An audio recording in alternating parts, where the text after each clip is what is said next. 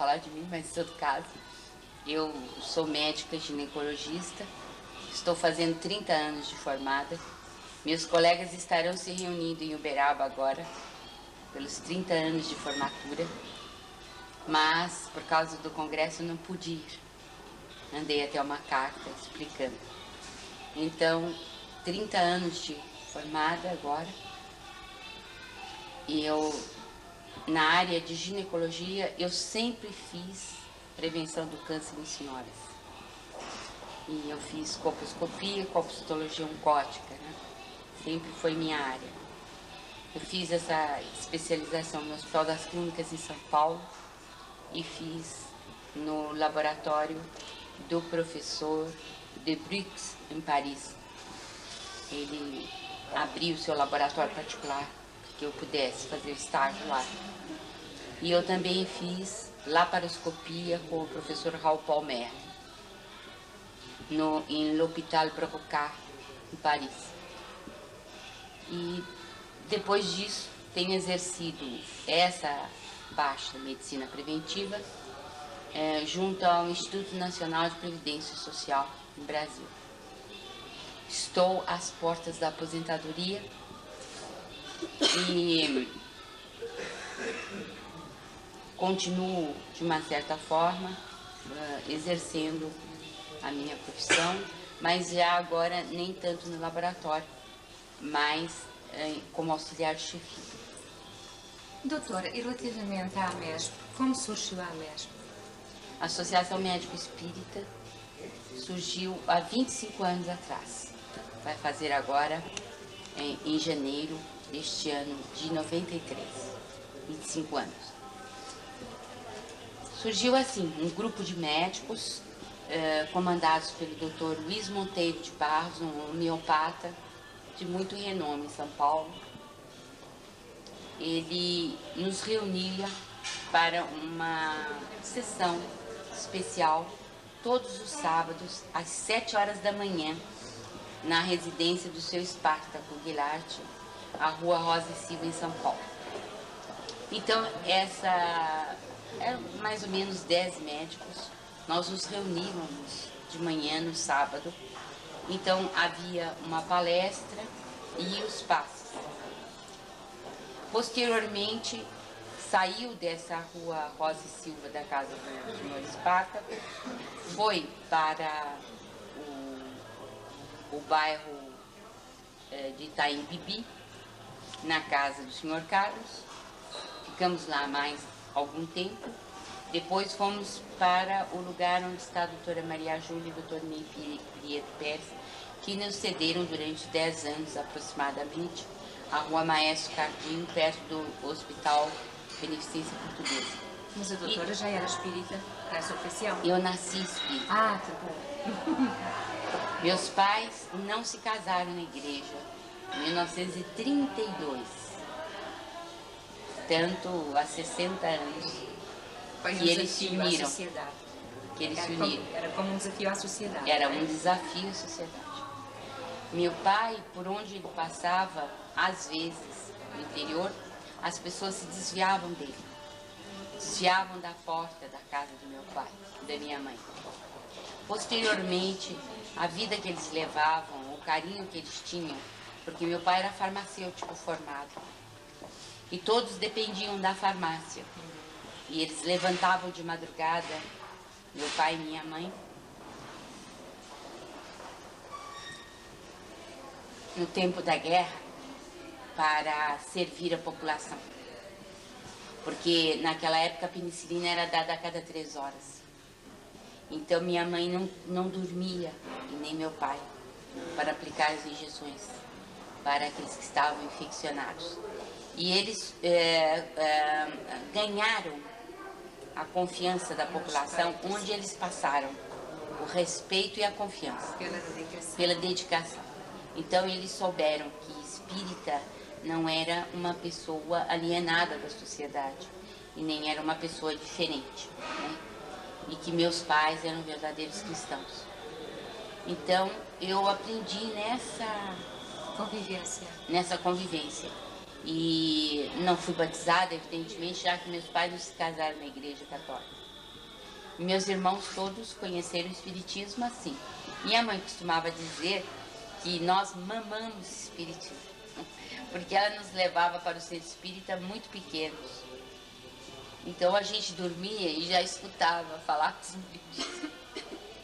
Era a preparação para o futuro, não é?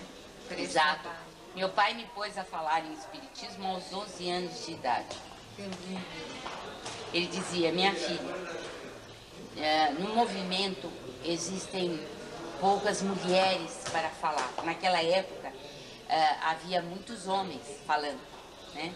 Mas ele dizia que a mulher tinha por si própria, né, alguma mensagem que falava mais ao coração. Então ele me disse que eu tinha que falar, né? E aos 11 anos ele me levou para uma reunião de mocidades em Ribeirão Preto, com Jaime Monteiro de Barros, irmão do Dr. Luiz Monteiro de Barros, com o qual eu iria trabalhar muito mais tarde na Associação Médico Espírita. De modo que as coisas são assim. Acontecem naturalmente, não é? Aos 11 anos eu fiz a prece de encerramento do congresso e eu li uma pequena mensagem da mocidade de São José do Rio Preto, de saudação ao pessoal. Mas o meu pai sempre me punha a falar no centro trechos pequenos para aqueles que viessem. E eu fui treinando assim, E aí, perdendo medo. sim, graças a Deus. E aí surge depois a doutora como fundadora da AMESP, não é? Eu fui uma das fundadoras, Sim. né? Mas o Dr. Luiz Monteiro de Barros foi o grande incentivador, impulsionador da Associação Médico Espírita. E depois, junto com ele, o Dr. Antônio Ferreira Filho. E nós devemos ao Dr. Antônio Ferreira, que graças a Deus ainda hoje nos assessora em tudo. Nós devemos a ele e a doutora Maria Júlia também, né, uma grande parte da pujança da Associação Médico Espírita. E agora ela está junto com o Grupo Espírita Carbachu, que é o que eu dirijo também, porque nós estávamos sem lugar para onde ir. Mas estamos pedindo a Deus que nos dê uma sede. E o Pai é muito rico. Os homens não são, mas o Pai é. E nós acreditamos que Ele vai nos dar essa sede. Na hora que acontece. Vai sim. Doutora, quais são os objetivos da AMESP? A MESP tem por objetivo estudar medicina e espiritismo e fazer a conjugação entre essas duas questões fundamentais para nós, a ciência médica e a ciência espírita. O que significa que as provas, todas as provas científicas da mortalidade da alma, da sobrevivência do espírito, tudo aquilo que se relacione à reencarnação, tudo aquilo que diga respeito ao perispírito, as questões das doenças em si, na sua visão total, global, tudo aquilo que leve a compreender um homem como um todo, no seu total, e tem interesse para nós na área espírita, médico-espírita. Nós estamos vinculados à ciência, evidentemente, mas nós nunca nos esquecemos, nem voltamos as costas para a realização religiosa também. Em tudo nós tentamos tirar a consequência religiosa, para que a gente não fique defasado. Mas acredito que no movimento espírita esteja faltando esse lado científico agora, no Brasil, pelo menos. Na Europa eu não sei como está, não conheço o movimento. Mas sei que no Brasil é uma área que tem necessidade pouco desenvolvida e que tem necessidade de abrir novas áreas de pesquisa, campo de pesquisa, porque a sociedade está a exigir. Os universitários espíritas estão crescendo no Brasil. As mentes estão buscando mais. Tanto assim que o MEDNESP 91, Congresso Nacional da Associação Médico Espírita de São Paulo, realizado em maio de 91, foi um sucesso, porque os temas foram, os 3 temas apresentados hoje aqui, para você ter uma ideia, foi um dia, metade de um dia do Congresso. nós tivemos 12 painéis e tivemos uma conferência. De modo que nós temos 13 vídeos de 2 horas ou de 3 horas de duração. Então, mostrando a pujança, né, do desenvolvimento do aspecto científico também na nossa área. Porque existem centros espíritas hoje comandados, dirigidos, ou então que têm no seu pessoal médicos e que querem alguma coisa a mais, desejam mais. E os objetivos da AMESP, quais são eles? Olha, o objetivo principal nosso é a pesquisa, é o desenvolvimento de temas que tenham ligação com a área da ciência, da filosofia e da religião. Mas isso não significa que nós não estejamos ligados pessoalmente a áreas de assistência social. Sim, sim. Mas nós achamos que a MESP não pode, ela, promover a assistência social. Claro. Ela pode dar, por exemplo, né, apoio, assistência, Portanto, ajuda. É esse o relacionamento com o movimento espírita. Exatamente. E também porque as pessoas no Brasil confundem muito. Elas acham que a Associação Médico Espírita é um local onde você vai fazer consulta espiritual. Então, nós precisamos tomar muito cuidado, a Beth, como secretária, sabe disso, porque os telefonemas são muitos querendo marcar hora. Consulta. Espiritual. Exato. Então, nós não podemos manter uma obra de assistência social e nem mesmo consultório, porque seria desvirtuar, né? Então, a finalidade principal seria desenvolver, vamos dizer, os departamentos nossos, que infelizmente ainda não pudemos por falta de elementos. Nesses departamentos, nós temos os nossos campos de pesquisa. Pesquisa com médiuns sérios, que até agora, até o presente momento, ainda não conseguimos. Porque na área da cura é muito delicado o problema. Eu lembro-me de ler os seus artigos relativamente ao médium Edson Queiroz, quando ele estava na sua pujança. Eu lembro-me de ler os artigos da doutora Marlene na Folha Espírita, contra, digamos assim, a atividade mediúnica do Dr. Edson Queiroz. E parece que a doutora estava mesmo certa. Exatamente. Infelizmente, nós estávamos certos. Exato. Mas como médicos, nós tivemos que abrir os olhos da população. Porque se ele não se dissesse kardecista, porque uma coisa é você dizer, eu sou médium, e você estar desvinculado do movimento espírita. Outra é você dizer, eu sou médium kardecista. Aí você está vinculado ao movimento, ou diz estar. Sim, sim. Então, quando o Dr. Ferreira Filho, a doutora Maria Júlia, foram ao local, e eu também, e eu pude observar que ele cobrava e que os resultados que eram alardeados não correspondiam à realidade, nós tomamos sobre os nossos ombros uma grave responsabilidade, que era de alertar a população. Fomos execrados. Há um livro do Sr. Wilson Garcia, em que ele realmente coloca a MESP numa posição muito difícil, muito delicada. Mas nós, mesmo sabendo que isso ocorreria, nós preferimos assumir o risco, porque era uma questão de consciência. Nós vimos a maneira como operava, né? Uma maneira que depois dava infecções oculares, mortes ocorridas após problemas graves, por exemplo, de um senhor um colega meu, otorrinolaringologista, que não descrê, por exemplo, o espiritismo e não descrê das curas, embora não seja espírita, mas ele tinha um caso de um senhor com câncer de laringe, né, e que estava indicada uma cirurgia para tirar a laringe e para colocar um aparelho que viria dos Estados Unidos para que ele pudesse falar alguma coisa com aquele aparelho. Pois bem, o Dr. Edson cobrou 5 bilhões de cruzeiros em 85, mais ou menos, que foi essa área, e ficou no melhor hotel da cidade. operou esse senhor, entre aspas, colocando agulhas nessa região e dizendo que ele estaria curado. Uma semana depois, esse senhor morreu, desencarnou, com uma septicemia muito grave, resultante dos palitos que ele havia, das pinças que ele havia colocado. De modo que nós temos essa grave responsabilidade de alertar a população. E é uma das coisas que nós devemos fazer como médicos espíritas.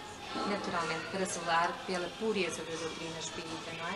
É. Doutora, acha que Kardec está desatualizado neste final do século XX, em que a tecnologia está aí mostrando-nos, enfim, uma facilidade de conhecimentos, de comunicação, sei lá, uma vida completamente diferente, o que hoje é uma realidade, amanhã já está ultrapassada, a tecnologia está avançando tão rapidamente. Acha que Kardec, no meio deste avanço todo tecnológico, está ultrapassado? Não, sinceramente não, porque cada vez eu me surpreendo mais com Kardec, eu particularmente, porque as respostas dadas no século passado, se a gente substituir, por exemplo, algumas palavras que já estão ultrapassadas, uma questão de semântica só, você terá ali uma resposta que continua válida. Isso eu falo, por exemplo, de fluido vital. Hoje, você fala em plasma, que é um vocábulo muito mais aceito para os físicos. Esse plasma, esse mesmo plasma divino, foi André Luiz quem trouxe com a Evolução em 2 Mundos. Então, praticamente com Chico Xavier, nós tivemos uma atualização na linguagem e também na revelação. Porque muita coisa que Kardec não podia revelar à sua época, está sendo revelada a nós agora. Isso não significa que Kardec estivesse errado naquela ocasião. Porque, como se lembrou hoje muito nas conferências, na questão 540, ele diz uma coisa muito séria, né? Que se encontra o espírito no átomo até o arcanjo, né? Essa é uma coisa muito séria, é algo bastante atualizado, né? Hoje, físicos como Jean Charron, Safat e Wolff estão falando a mesma linguagem, sendo que André Luiz também, através de Chico Xavier, tem trazido essa contribuição importante para nós. Como é que é vista a MESP pela classe médica no Brasil, ou especificamente em São Paulo?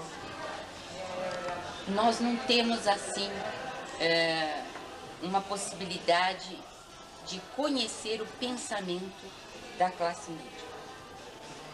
Nós já tivemos palestras na Associação Paulista de Medicina, bastante fechadas, mas nós já tivemos palestras lá memoráveis. Há muitos médicos inscritos na MESP. Nós devemos ter em torno de 300 médicos. E fomos chamados à Escola Paulista de Medicina, está fazendo 1 ano agora, um pouco mais de 1 ano, em outubro do ano passado, para um congresso de universitários médicos não espíritas, que queriam saber o que era o espiritismo contado por médicos espíritas. De modo que aqui e ali, nas universidades, nós já estamos notando, não a USP, que ela é muito fechada, mas várias escolas estão se abrindo para que a gente possa dizer dos nossos estatutos, enfim, do nosso trabalho, o que é que nós fazemos. Especialmente eles queriam saber a respeito de curas espirituais, né? O que nós pensamos das curas espirituais. Né? Doutora, a medicina tem evoluído no sentido de uma aproximação dos preceitos espíritas? Bem, o que nós procuramos mostrar, e que quase não deu tempo de falar hoje de manhã, é que a partir do livro O Tal da Física e principalmente O Ponto de Mutação do professor Fritjof Capra e depois dos outros doutores importantes nessa área, né, o que nós estamos vendo é uma renovação do pensamento humano. por algumas áreas. Então, o que dá para se notar é que nós estamos no conceito holístico de saúde, no conceito mais amplo de saúde. E nós nos inscrevemos, portanto, nos grupos holísticos de saúde considerados pelo CAPRA. Estamos bem certos disso. Então, à medida que a ciência for constatando a existência do espírito, a existência do perispírito, automaticamente o espiritismo está dentro disso tudo, porque faz parte da lei natural, né? Sim, sim. Então, por exemplo, Chico Xavier nos diz que matéria é luz coagulada. Vem os físicos estão dizendo que a matéria é luz capturada gravitacionalmente. Quer dizer, a linguagem é a mesma, né? Então, a aproximação do espiritismo já está se dando em várias áreas. Por exemplo, a glândula pineal, nós estamos fazendo um trabalho em cima disso há muito tempo já. Então, o que nós temos? Nós temos verdadeiras escolas científicas aperfeiçoando-se e aprofundando-se na pineal. Em Amsterdã, na França, em várias áreas do interior da França, nos Estados Unidos, há uma área de Massachusetts e do Instituto da NASA ligado só à pineal, de modo que nós estamos tendo um grande avanço da pineal. E eu acredito que a revelação espírita tem uma enorme contribuição a dar. E nós estamos vendo que a ciência está vindo na direção.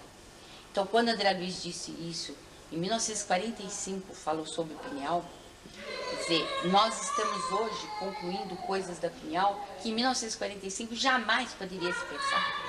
Foi só a partir de 1958, com Lerner e colaboradores nos Estados Unidos, que a gente abriu a possibilidade para que a pineal fosse aquilo que o André Luiz está colocando que ela é. Por quê? Descobriu-se um hormônio próprio dela, que é a melatonina. Olha, se uma glândula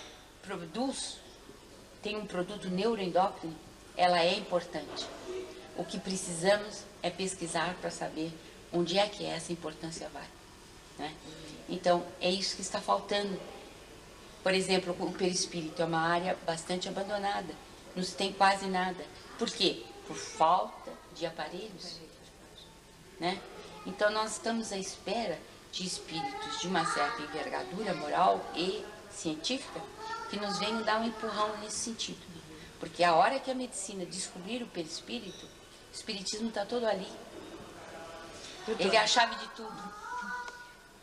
Nos tempos que correm, fazem-se muitas operações de transplante de órgãos. Qual a sua opinião como médica espírita a respeito desse facto? Eu tenho conversado com Chico Xavier várias vezes sobre o assunto e eu sou da mesma opinião que ele em relação a tudo isso. Eu creio que o transplante é a misericórdia divina falando à Terra através dos médicos, porque em muitos casos representa muitos anos de vida a mais para órgãos que seriam enterrados e que não iriam oferecer nenhuma vantagem, porque há 72 possibilidades de transplante. Quando nos vem o transplante, nós pensamos coração, rim, córnea, é o que mais vem à nossa mente, evidentemente, porque são os mais corriqueiros, os mais comuns, né? Mas o que nos choca mais é o transplante de coração, sem dúvida alguma. E de fígado também, não? E de fígado também. Embora o transplante de fígado, você sabe, se você conseguir transplantar uma pequena parte, ele é altamente regenerador, o fígado, né? Então, dependendo da quantidade que você transplanta, você obtém um fígado normal.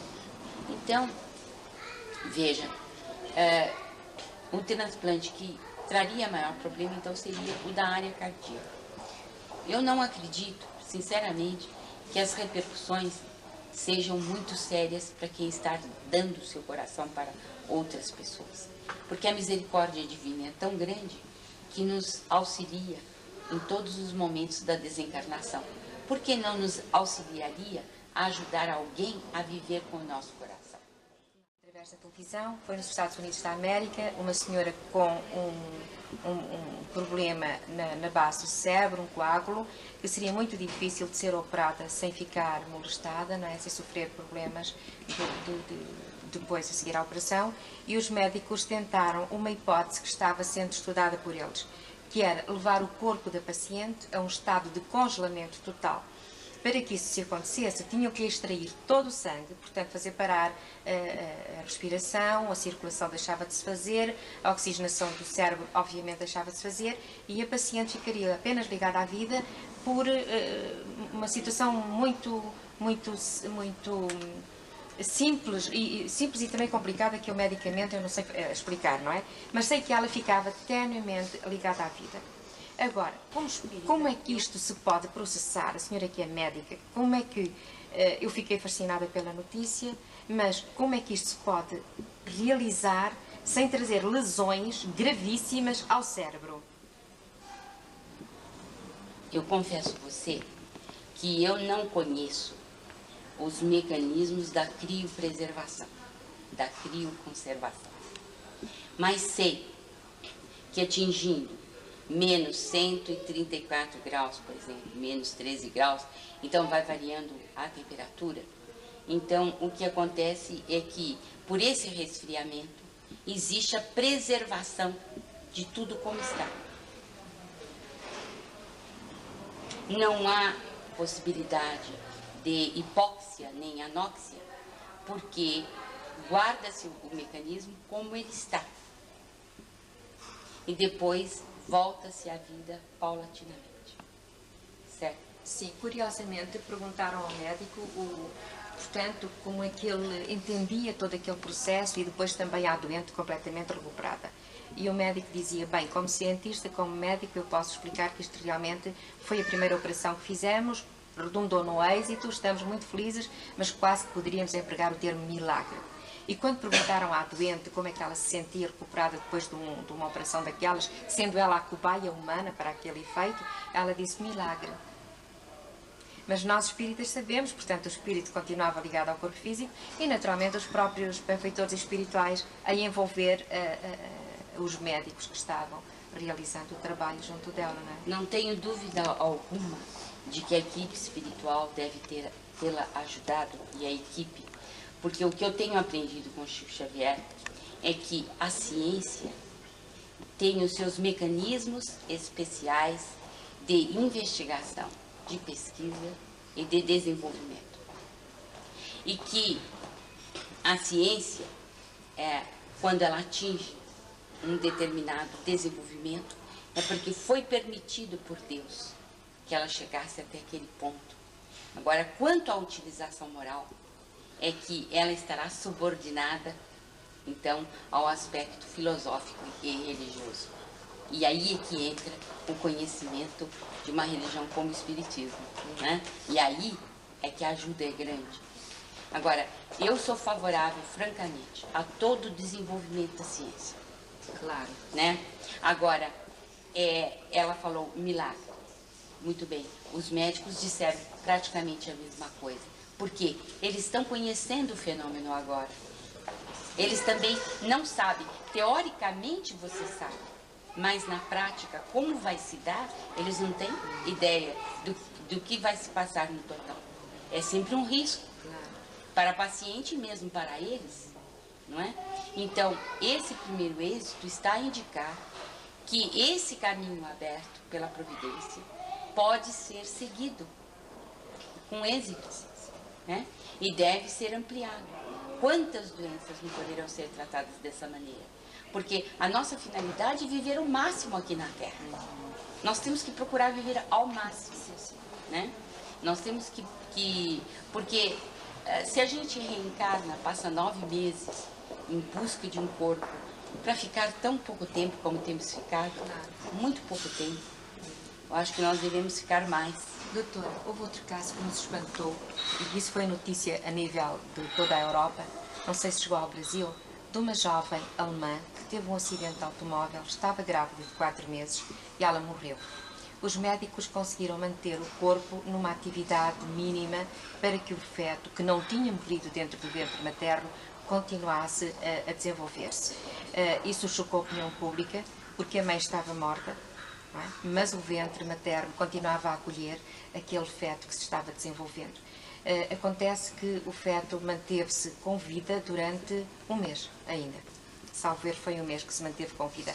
Como é explicar também este fenómeno? Porque foi o único na história da medicina, segundo as notícias que chegaram até nós.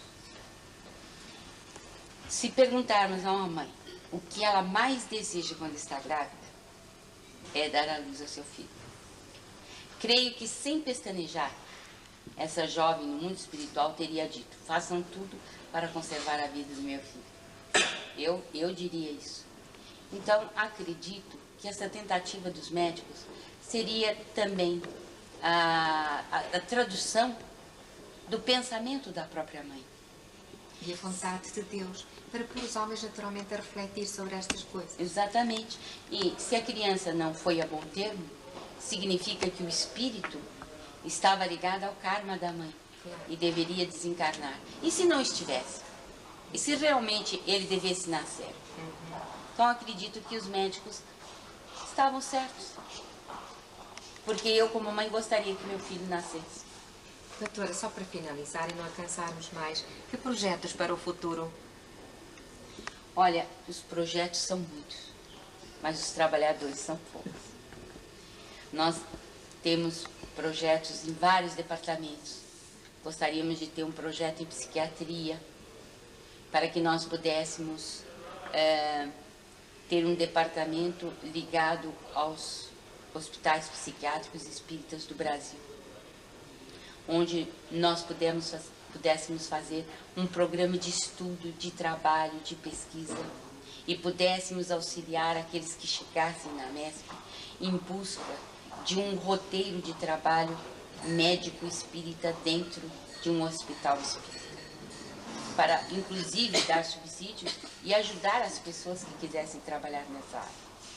Nós tínhamos vontade de realizar uma pesquisa na área do passe espiritual, não da mediunidade cirúrgica propriamente dita, mas do passe. Como ele é realizado nos centros espíritas, qual é o resultado prático do passe, as curas, como elas são obtidas, mas de um ponto de vista científico, com acompanhamento médico antes e depois, né? Nós temos necessidade de continuar a pesquisa de Francisco Cândido Xavier num nível alto, num nível científico, porque sentimos-nos responsáveis pelo Brasil ter abrigado um dos maiores espíritos ligados à esfera do Cristo, sem que nós tivéssemos uma capacidade para fazer um trabalho maior do que nós fizemos até agora. Estamos, porém, satisfeitos de termos feito pelo menos um, porque é a única pesquisa sobre Chico Xavier que nós temos no Brasil. Mas gostaríamos de continuar a pesquisa, não apenas na área das cartas-mensagens, mas também da literatura, da parte científica que está toda ela colocada nos livros, e etc, e etc. Gostaríamos de ter um workshop ou um desenvolvimento sobre mediunidade propriamente dita, desobsessão, como auxiliar os grupos, termos os mecanismos da mediunidade, estudarmos esses mecanismos, a glândula pineal colocada junto, né, para poder fornecer aos diversos centros uma certa orientação médico-espiritual, né? Enfim, os programas são múltiplos, né? Inclusive nos campos da sobrevivência da alma. E gostaríamos muito de de darmos início a alguma coisa na área do perispírito ou do corpo espiritual, porque eu acho que o corpo espiritual é uma expressão um pouco mais feliz, na minha opinião. Mantenho o perispírito em algumas áreas, porque as pessoas não entenderiam muito o que é corpo espiritual. Mas é o corpo que reveste o espírito. Gostaria muito de termos algumas coisas nessa área também. Enfim, os projetos são muitos, mas como ele disse, nós não contamos com muitos elementos assim para batalhar. Porque os médicos, em geral, têm 2, 3, 4 empregos, em São Paulo, principalmente. E os que estão já envelhecendo, como o Dr. Ferreira, Dr. Arilex, né, Dr. Rothberg, já estão muito velhos. Eles já não tem um com 76, o outro com 74, o outro com 80.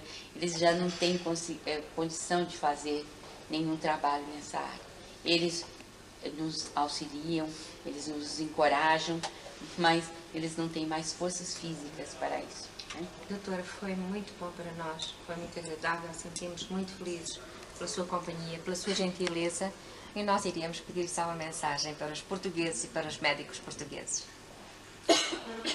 Creio que os nossos confrades portugueses estão num desenvolvimento muito grande na área espírita, e isso dá-nos um enorme prazer.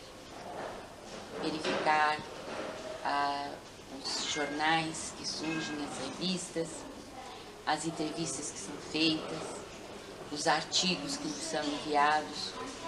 Temos oportunidade de aprender, de separá-los, de observá-los.